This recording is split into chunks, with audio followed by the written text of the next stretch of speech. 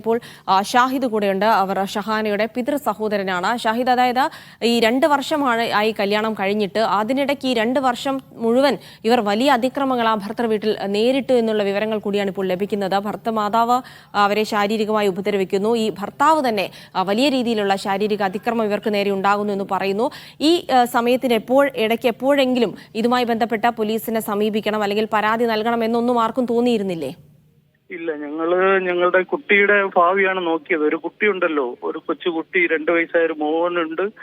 അപ്പോൾ നമ്മൾ എങ്ങനെയെങ്കിലും ഇവര് ശരിയായി പോകും എന്നുള്ള ഇതുകൊണ്ട് ഞങ്ങൾ കേസിന്റെ രീതിയിൽ പോയില്ല. ഇപ്പൊ നമ്മൾ ഒരുപാട് വാർത്തയിലൊക്കെ കാണുന്നില്ലേ, നമ്മൾ അങ്ങനെയൊക്കെ പോയി കഴിഞ്ഞാൽ ഇവരുടെ ജീവിതങ്ങളും പാഴായി പോകണ്ട എന്ന് കരുതിയിട്ട് ഞങ്ങൾ അങ്ങനെ അതിന് മുതിർന്നില്ല. ഇവർ ശരിയാകുന്ന അങ്ങനെയാണ് ഞങ്ങൾ കരുതിയത്.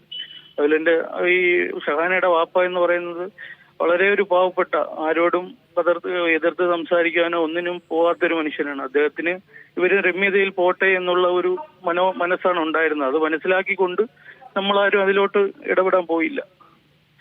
തീർച്ചയായും ഷാഹിദ്, അതായത് കുറ്റപ്പെടുത്തുകയല്ല, പക്ഷെ ഒരു ഘട്ടം കഴിഞ്ഞ് നമുക്ക് രണ്ട് ബന്ധങ്ങൾ അത് നിലനിൽക്കില്ല എന്ന് തോന്നുമ്പോൾ, മാത്രമല്ല അതൊരു ശാരീരിക അതിക്രമത്തിലേക്കൊക്കെ പോകുമ്പോൾ നമുക്കറിയാം അവിടെ പിന്നെ മറ്റൊരു യോജിപ്പിന്റേതായ ഒരു കാര്യങ്ങൾ അവിടെ തെളിയുന്നില്ല എന്നുള്ളതാണ്. പക്ഷേ ഷഹാന നിരന്തരമായി ഈ കാര്യത്തിൽ വീട്ടിൽ വന്ന് പരാതി പറഞ്ഞിരുന്നു. അവർ അമ്മയോടും സഹോദരനോടും ഒക്കെ പരാതി പറഞ്ഞിരുന്നു എന്നാണ് മനസ്സിലാക്കുന്നത്, അല്ലേ? തീർച്ചയായും ഇതിപ്പോ നിങ്ങൾ ഈ ഫോട്ടോയിൽ കണ്ടു കാണുമല്ലോ. നമ്മളിപ്പോ ഇത്രയും കേരളത്തിലുള്ള മൊത്തം ആൾക്കാർ കണ്ടു. അത്ര രീതിയിൽ ഇവര് ആ ഹോസ്പിറ്റലിൽ വെച്ച് ഉപദ്രവിച്ചു കഴിഞ്ഞപ്പോൾ എന്റെ ഈ മകളുടെ ജ്യേഷ്ഠൻ പറഞ്ഞു എന്ന് പറഞ്ഞാല് അവർ ഹോസ്പിറ്റലുകാർ പറഞ്ഞു കേസ് എടുത്തിട്ട് നിങ്ങൾ ഇവിടുന്ന് പോയാൽ മതി എന്ന് പറഞ്ഞു.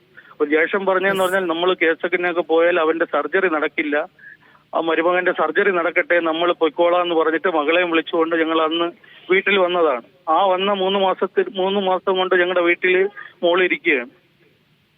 അപ്പോ പേരിനെന്ന് പറഞ്ഞ് ഏതെങ്കിലും ഒരു ഞായറാഴ്ച വന്ന് മൊബൈലിൽ കളിച്ചിരിക്കുക, ഇറങ്ങിപ്പോവുക, അല്ലെങ്കിൽ പുറത്ത് കൊണ്ടുപോയി ഒരു സിനിമയോ എന്തെങ്കിലും കാണിച്ചോട്ടോ തിരിച്ചു കൊണ്ടുവന്ന് വഴിയിൽ ഇറക്കി വിട്ടിട്ട് പോകുന്നതായിരുന്നു ഇതിന്റെ ഇതായിട്ട് ഉണ്ടായിരുന്നത്. പിന്നെ ഇപ്പൊ ഇത് ഈ മരണം പെട്ടെന്ന് സംഭവിക്കാനുണ്ടായ കാരണം എന്ന് പറയുന്നത് ഈ ഇന്ന് ഒരു ബർത്ത്ഡേ ഫംഗ്ഷൻ നടക്കുകയാണ്.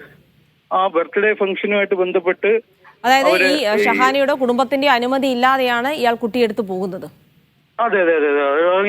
ഞാൻ അപ്പൊ വന്നു. ഞാനിത് അറിഞ്ഞ് അവിടെ ചെല്ലുമ്പോ കുട്ടിയെടുത്തോണ്ട് പുറത്തിറങ്ങി കാറിൽ കയറി AC ഇട്ടൊക്കെ ഇരിക്കുകയാണ്. എന്ന് വെച്ചാൽ അവൻ മോളടുത്ത് പറഞ്ഞിട്ടുണ്ട്, ഞാൻ അരമണിക്കൂർ വെയിറ്റ് ചെയ്യും, ആ അരമണിക്കൂറിനകത്ത് നീ വന്നില്ലെങ്കിൽ ഇതോടെ ഇത് തീരുകയാണ്, ഞാൻ ഇനി വരില്ല, ഇനി നമ്മുടെ ബന്ധം തുടരില്ല എന്ന് പറഞ്ഞു.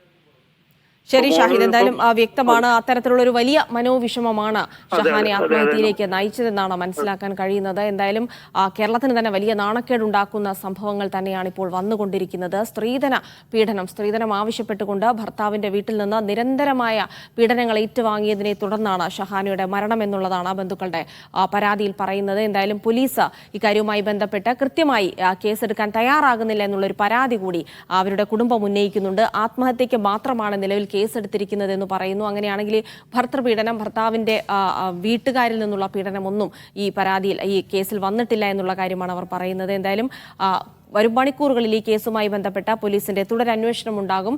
പ്രതികൾ ആരാണെങ്കിലും അവർക്ക് കടുത്ത ശിക്ഷ തന്നെ വരും നാളുകളിൽ ലഭിക്കുമെന്ന് കൂടി പ്രതീക്ഷിക്കുകയാണ്. ഇനി